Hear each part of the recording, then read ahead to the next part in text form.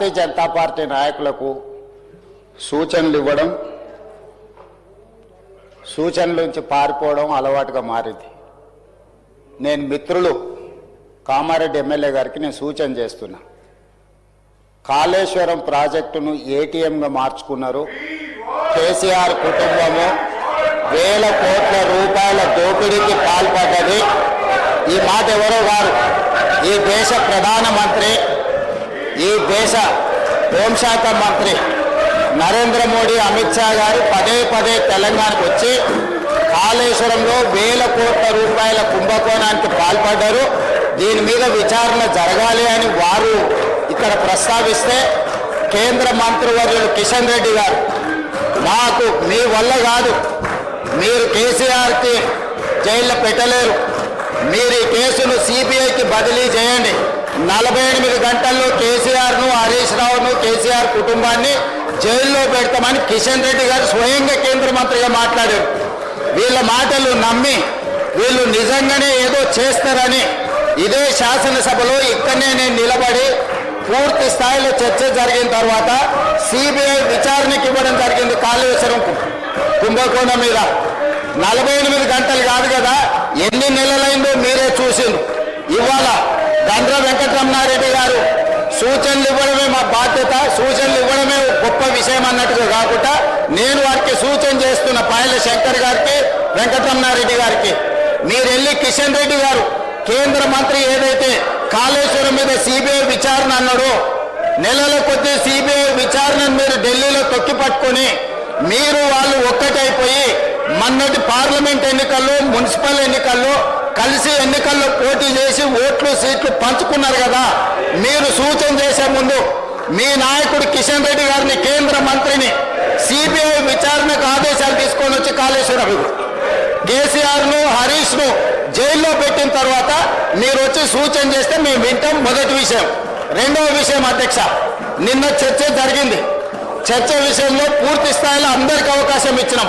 ఆ తర్వాత స్పష్టంగా జూన్ 2, 2014 నుంచి రాఘవ కన్స్ట్రక్షన్స్ మీద ఆరోపణ వరకు సిబిసిఐడి విచారణకు ఆదేశిస్తున్నామని ఇదే సభలో చెప్పినాం. వాళ్లకు రాజకీయం కావాలి. ఈ రోజు కుర్తిలో పడ్డ ఎలుకలాగా తయారైంది హరీష్ది, కేటీఆర్ది. ఎందుకంటే వేల కోట్ల రూపాయలు కొల్లగొట్టి మొత్తం ఇసుకను పిండి తాయిలం తీసి ఇవాళ వేల కోట్ల రూపాయలకు అధిపతులుగా మారారు.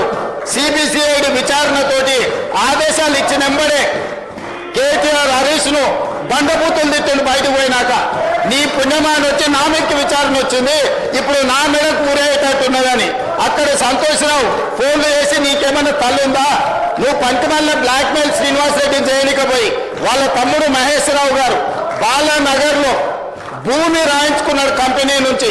100 ఎకరాల భూమి అక్రమంగా ధరణిని అడ్డం పెట్టి భూ బదలాయింపుకు పాల్పడ్డాడు. దాని మీద కలెక్టర్ రిపోర్టు శ్రీనివాసరెడ్డి అడిగితే శ్రీనివాసరెడ్డి గారికి విజ్ఞప్తి చేసిండు. మా తమ్ముడు స్వయంగా ఉన్నాడు, మా మామ హనుమంతరావు ఉన్నాడు ఇందులో, దాంట్లో సహకరించమని. శ్రీనివాసరెడ్డి గారు అది కుదరదు, ముఖ్యమంత్రి గారు చెప్పిండ్రు, దీని మీద నివేదిక వేస్తున్నామని చెప్తే అప్పటి నుంచి శ్రీనివాసరెడ్డి గారిని టార్గెట్ పెట్టి ఈరోజు శంకర్ని, అదేవిధంగా వెంకటరమణారెడ్డిని అడుగుతున్నా. మహబూబ్ నగర్ జిల్లాలో ఉన్న బాలానగర్లో మహేష్ రావు గారు, హరీష్ రావు గారు తమ్ముడు, హనుమంతరావు గారు, హరీష్ రావు గారు మామ 100 ఎకరాల భూములు బెదిరించి బదలాయించుకున్న దాని మీద హౌస్ కమిటీ వేస్తే మీరు సిద్ధంగా ఉన్నారా? హరీష్ రావు గారిని చెప్పమని ఉంది. ఈ రోజు భూ బదలాయింపు మీద వాళ్ళ తమ్ముడు, వాళ్ళ మామ పేరు మీద, సుమన్ రావు వాళ్ళ బామార్ది పేరు మీద బదిలీ చేసుకున్న భూమి గురించి హౌస్ కమిటీ వేయడానికి నేను సిద్ధంగా ఉన్నా. హరీష్ రావు గారిని ధైర్యం ఉంటే, నిజాయితీ ఉంటే వాళ్ళ తమ్ముడు మహేశ్వరరావు గారు, వాళ్ళ మామ హనుమంతరావు గారు, వాళ్ళ బావమార్ది సుమన్ రావు గారు బాలానగర్, మహబూబ్ నగర్ జిల్లాలో 100 ఎకరాల భూమిని పరిశ్రమ యజమానులను బెదిరించి సేల్డీ లేకుండా, కంపెనీ కొనుగోలు లేకుండా 100 ఎకరాల భూ బదలాయింపు చేసుకున్నాడు కదా, ధరణిని అడ్డం పెట్టి. దాని మీద నేను హౌస్ కమిటీ వేయడానికి సిద్ధంగా ఉన్నా. హరీష్ రావు గారిని, కేటీఆర్ను, వెంకటరమణారెడ్డి గారిని, ఈ ముగ్గురిని హౌస్ కమిటీ కొట్టుకోమని తక్షణమే ఆ భూమి మీద వేస్తా. అందులో సహకరించలేదని శ్రీనివాసరెడ్డి గారిని ఎన్నోసార్లు రిక్వెస్ట్ చేసిండు హరీష్ రావు. ఏదో మా తమ్ముడు ఇరుక్కున్నాడు, మా మామ మా బావమార్ది ఇరుక్కున్నాడు, నాకు ఇంట్లో బువ్వ పెట్టే పరిస్థితి లేదు, సహకరించమని అడిగాడు.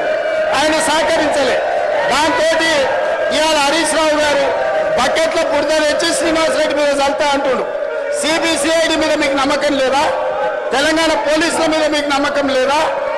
మాట సిబిఐ విచారణకు అడిగిన వెంకటరమణారెడ్డి గారికి కిషన్ రెడ్డి గారిని అడిగే ధైర్యం లేదా? ఇంటున్నాం కదా అని మాకు సలహాలు ఇవ్వద్దు. చెప్పేటోడు వినేటోడు చెబుతాడు అయితే చెప్పేటోడు ఏమైనా చెప్తాడు. అట్లనే ఉంది వీళ్ళ మాటలు. కాబట్టి స్పష్టంగా అధ్యక్ష, తమరు అనుమతి ఇచ్చినా లేదా హరీష్ రావు గారు ఒప్పుకున్నా నేను నిర్దిష్టమైన ఆరోపణ చేస్తున్నా.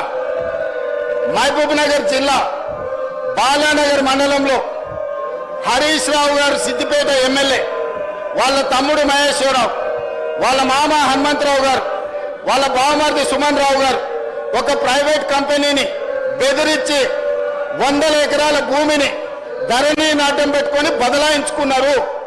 దీని మీద హౌస్ కమిటీ వేయడానికి మేము సిద్ధంగా ఉన్నాము. హరీష్ రావు గారు నిజాయితీ పరుడైతే, హరీష్ రావు గారు నిజాయితీ పరుడని మన కేటీఆర్ గారు నమ్మితే, హరీష్ రావు గారు నిజాయితీ పరుడని వెంకటరమణారెడ్డి గారు నమ్మితే ఈ హౌస్ కమిటీకి ఒప్పుకొని సహకరించాల్సిందిగా తమ ద్వారా వారికి విజ్ఞప్తి చేస్తున్నా.